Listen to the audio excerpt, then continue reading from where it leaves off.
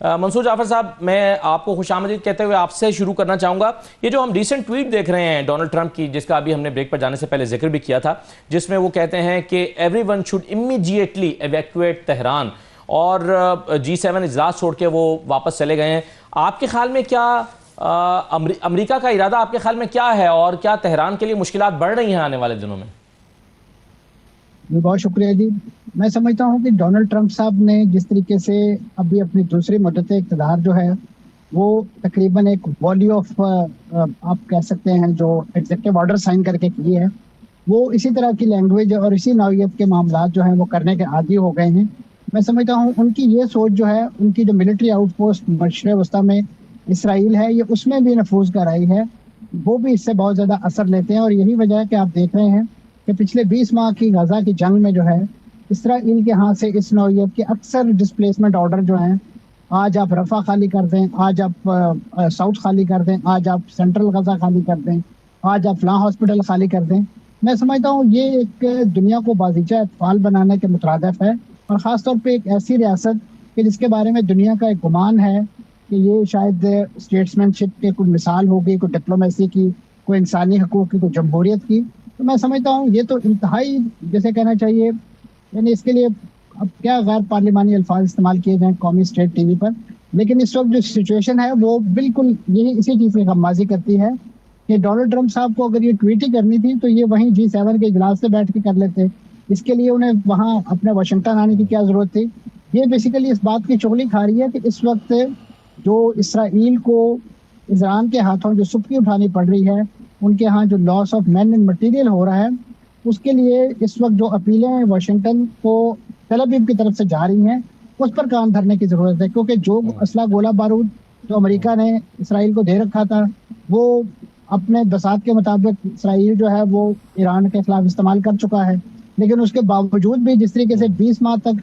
गजा की जंग पे आतिशवाहन की बारिश करने के बावजूद अपने एलानिया मकासद में से इस वक्त भी इसराइली फ़ौज और इसराइली हुकूमत को जो है वो कोई भी मकसद हासिल नहीं हुआ। जो भी हुए हैं वो मुज़ाकरात के नतीजे में हुए हैं, सीज़ फायर के नतीजे में हुए हैं। इसी तरीके से जो एलानिया मकसद इसराइल ने ईरान पर हमले के हवाले से कि उनकी जौहरी तनसीबात, उनके जौहरी प्रोग्राम, और इसी तरीके से वहाँ पे रजीम चेंज जैसे बड़े बड़े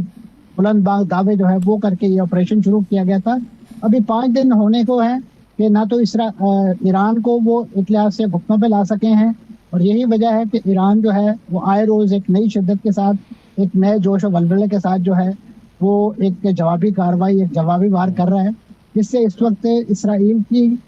बहुत ही ज़्यादा पसपाई हो रही है और उसे परेशानी और तकलीफ का सामना है। अब इस वक्त इसराइल जो डोनाल्ड ट्रंप साहब को बुनियादी तौर पे इस पूरी गेम के अंदर जो है वो चिप इन करने की इसराइल को इसलिए ज़रूरत महसूस हो रही है कि इस वक्त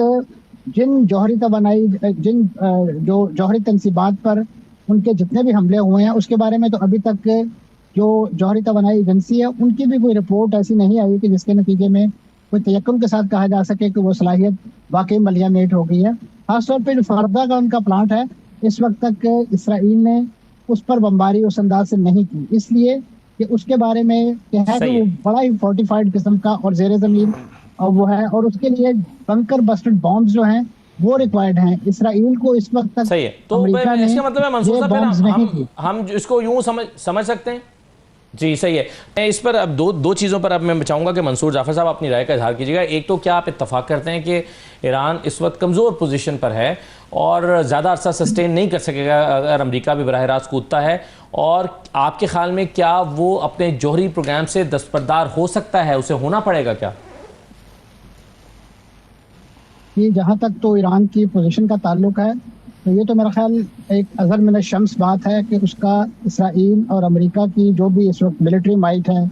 या इवन जो इंफ्रास्ट्रक्चर है, उससे कोई मुवाजना नहीं किया जा सकता है। जैसे हमारे मौजूद पैनलिस्ट फरमा रहे हैं कि ये 40 बरसों से जो है पाबंदियाँ और इसी नौइयत की मुख्तलिफ रजीम चेंज के एजेंडे और जाने क्या क्या चैलेंजेस जो हैं वो ईरान को दरपेश रहे हैं, लेकिन उसके बावजूद ईरान ने जो भी मेटल शो किया है वो इस वक्त मेरा ख्याल एग्जिबिट कर रहा है। तो जहाँ तक इस जंग के तवालत का सवाल है, तो मैं समझता हूँ आप देखिए कि गजा में क्या चीज़ है, तो इस वक्त 20 माह हो गए हैं कि वहाँ पे अभी तक जंग जो है वो जारी है, और ख़ासतौर पे जंग तो कहना नहीं चाहिए, वो एक तरफा हमले हैं जो जारी हैं, क्योंकि अब मुज़ाहमतगारों की तरफ से तो इक्का दुक्का कोई रॉकेट फायर होता है, या एक लिहाज से उनको उनकी तलाश में ये सारा एक्शन किया जा रहा है। तो मैं समझता हूँ इसी नौयत की सिचुएशन जो है वो ईरान के साथ भी है। अगर आप एक लम्हे के लिए जो ईरान को फ़लस्तीनी तंजीमों ही का एक परताव समझ लें, तो मैं समझता हूँ कि इस ईरान के अंदर भी ये सकत मौजूद है, और ख़ासतौर पे वहाँ क्योंकि बराह रास्त यानी एक बॉर्डर है उनका और उन्हें ज़्यादा ट्रैवल करके नहीं आना पड़ता, तो इस जंग की जो कॉस्ट है वो मैं समझता हूँ अमेरिका के लिए काफ़ी ज़्यादा है। और बिलखुसूस इतने लंबे जगह से प्रवास करके उसकी रीफिलिंग करके और उसमें फिर जो डेंजर है रास्ते में हिट होने का वो भी अपनी जगह मौजूद है। इसी तरह जो मिसाइल टेक्नोलॉजी है वो भी यकीनन एक महंगा प्रोजेक्ट है। तो ऐसी सूरत में मैं समझता हूँ कि ये जंग यहाँ पे भी तवील हो सकती है, कोई ऐसा नहीं है। अगरचे उसका नतीजा खेज होने के हवाले से कि अमेरिका कितना या इसराइल कितने अपने मकासद हासिल करता है, वो उसके बारे में मेरा ख्याल है कुछ अभी तहकुम से नहीं कहा जा सकता, क्योंकि इस वक्त मैं समझता हूँ जो पैरेलल डिप्लोमेसी शुरू हुई है और ख़ासतौर पे आज जो यूरोपीय यूनियन की तरफ से भी एक बड़ा स्ट्रॉन्ग रिएक्शन सामने आया है, और ख़ासतौर पे इस जंग की हौलनाकी को, और अभी रिसेंटली मैं समझता हूँ जो कतर के जो खारजा अमूर के तर्जुमान है उन्होंने जो प्रेस कॉन्फ्रेंस की है वो बड़ी अलार्मिंग है, कि जिसमें उन्होंने निशानदेही की है कि ईरान पर जो किए जाने वाले हमले हैं उसके जो माहौल पर असरात हैं, और ख़ास तौर पे खास जो गल्फ वाटर है उसके अंदर कंटेमिनेटेड मटेरियल की मौजूदगी और इस नौयत के खदशात जो हैं वो ज़ाहिर किए गए हैं, जिससे ये पूरा खित्ता जो है एक मुबैना तौर पे जो ताबकारी के असरात हैं जो अंधाधुंध एक लिहाज से जो इस वक्त जो इनकी जौहरी तवानाई के इंस्टॉलेशन पर हमलों के नतीजे में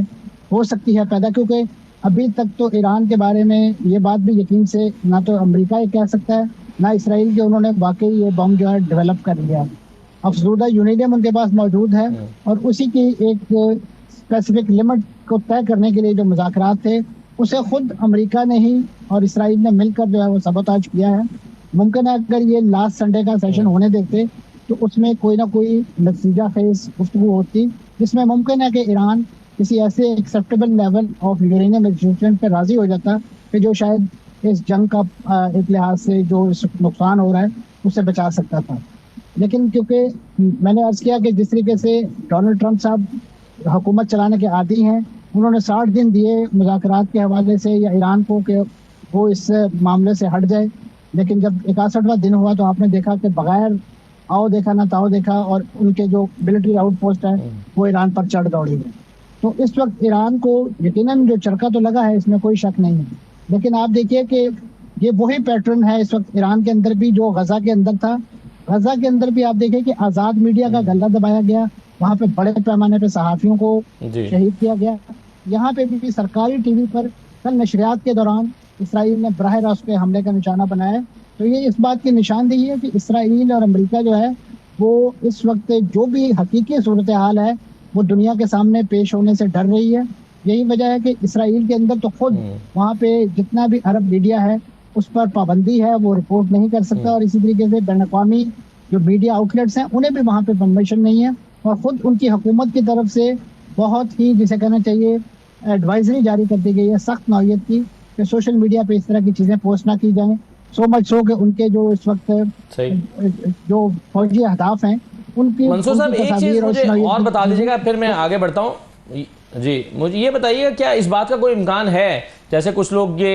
पेशगोई कर रहे हैं या सजेस्ट कर रहे हैं, वो समझते हैं कि या तज्जिया आप उसे कह लीजिए कि ईरान को थोड़ा सा प्रोलॉन्ग करना चाहिए और न्यूक्लियर टेस्ट कर देने चाहिए, अगर वो काफ़ी करीब हैं, अपना काफ़ी हद तक काम मुकम्मल कर चुके हैं तो उन्हें न्यूक्लियर टेस्ट कर देना चाहिए। क्या इस बात का कोई इम्कान है? देखिए जी, जहाँ तक तो ये ख्वाहिश तो हो सकती है, ख़ासतौर पर उन क्वार्टर्स की जो ईरान के लिए एक हमदर्दी रखते हैं, लेकिन मैं समझता हूँ कि इस वक्त जो हालात हैं वो इस तरह की वेंचर की इजाज़त नहीं देते कि आप एक न्यूक्लियर टेस्ट भी कर सकें। और जहाँ तक ईरान को जंग प्रोलॉन्ग करने की बात है तो वो मैंने इसकी किया कि ईरान की शौरी कोशिश भी यही है, क्योंकि वो समझता है कि इस जंग को जितना प्रोलॉन्ग करके जितना ज़्यादा वो लॉस इसराइल को पहुँचाएगा उसके बाद जो मुज़ाकरात पे मेज़ पे उसकी पोजीशन जो है वो ज़्यादा स्ट्रॉन्ग होगी एज़ कम्पेयर टू एक वीक ईरान और ख़ासतौर पर एक डिफीटेड ईरान। तो इस वक्त ईरान के जो कारपरदाज हैं उनके पेश नज़र ये चीज़ है, लेकिन उसको ज़मीनी हक़ाइक़ कितना सपोर्ट करते हैं, उनके पास इस वक्त जो मटेरियल सपोर्ट है, चाहे वो मिलिटरीली है या लॉजिस्टिकली है, वो कितना उनका साथ देती है, ये चीज इस चीज को डिटरमाइन करेगी कि वो इसको कितना प्रोलॉन्ग कर सकते हैं। लेकिन इस वक्त चाहे उनकी सियासी क़यादत, तस्करी क़यादत के जो बयानात हैं, उससे यही इंडिया मिल रहा है कि ईरान इसको थोड़ा लंबा खींचना चाहता है, और यही वजह है कि वो एक